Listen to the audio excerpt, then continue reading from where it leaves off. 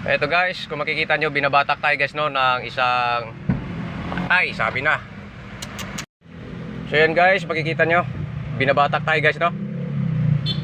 Isang Toyota Innova na biglang tumirik sa kalsada. Dito pa mismo sa kalagitnaan ng traffic, bigla daw namatay. At ito, binabatak tayo ng isang Ertiga.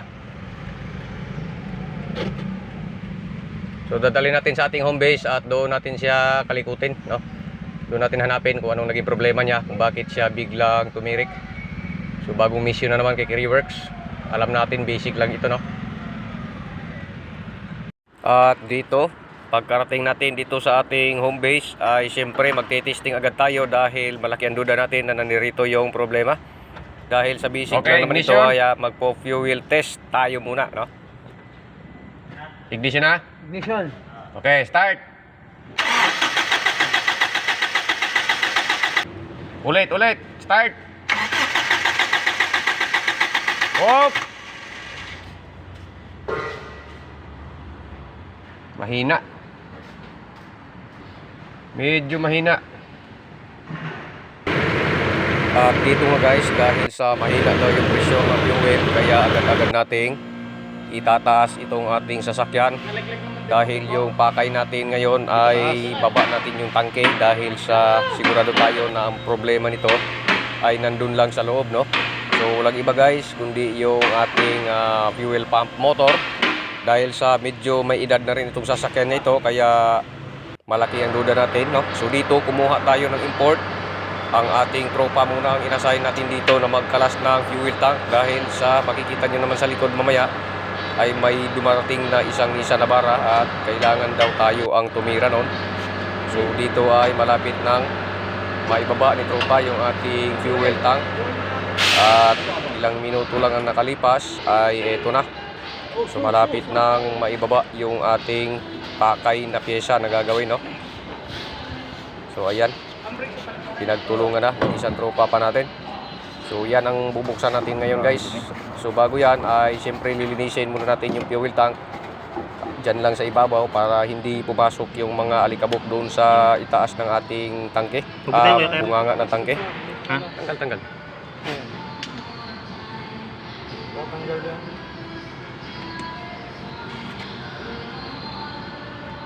So dahil sa sinasanay natin tong tropa natin na makasama siya sa ating pagto-troubleshoot sa mga ganitong gawa ay siyang hands-on natin dito na magkalas ng tangke at syempre makikita niya din naman kung ano yung parts na papalitan natin. So dagdag kaalaman ito sa kanya no. So dito nabuksan na nga yung ating fuel tank at dito natin malalaman kung sira ba talaga yan kung hindi. Pero dahil sa walang duda at basic lang naman ang troubleshoot na ito ay papalitan natin to ng fuel pump motor. Sama na natin yung fuel filter at yung strainer sa taas. So dito ang tropa natin ang gumagawa at tayo ay nagbi-video lang no. Dahil sa napaka-basic lang naman ang ating trouble ngayong araw. Kaya pinubayan na natin yung paghahawak no. Tayo ay panay guide lang sa ating kasama at makalipas ang ilang minuto ay ito na nga.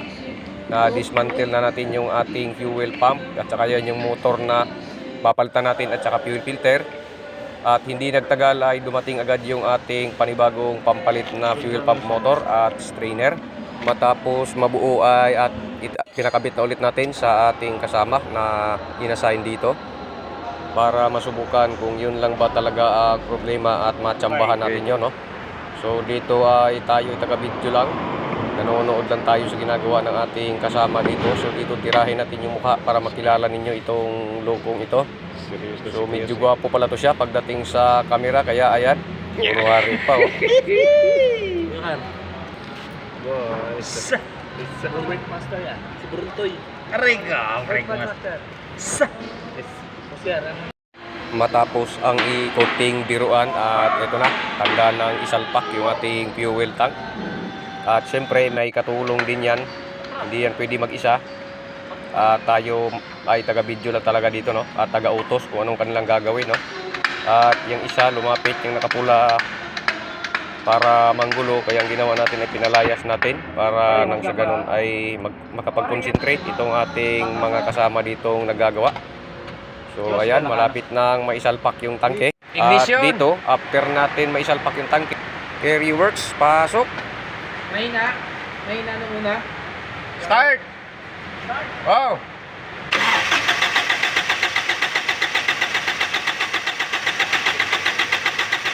Hop! Lakas. Ibang lakas niya ngayon. Lang. Okay, start!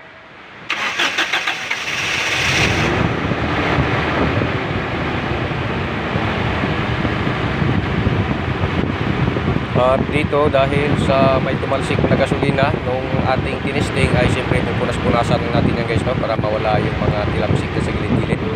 At mamaya lang ay ating i-roll na itong Innova natin. Tignan natin kung mamamatayan ba tayo. Dashboard check. Check engine, wala. Good, malinis. Ano yung anong yun? Isa M? Airbag yan, airbag. Airbag. Ayos ano?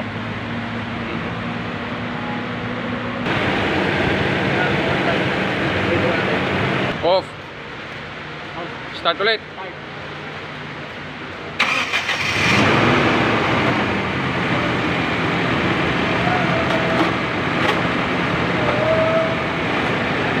At dito guys, dahil okay naman yung starting, hindi naman siya hard starting. So ang kasunod nito guys ay alam nyo na, kapag si Carry Works ay isinarado na yung hood, alam nyo na ang kasunod niyan, ilalabas na yan, susubukan kung ayos na talaga at kung natsambahan, no?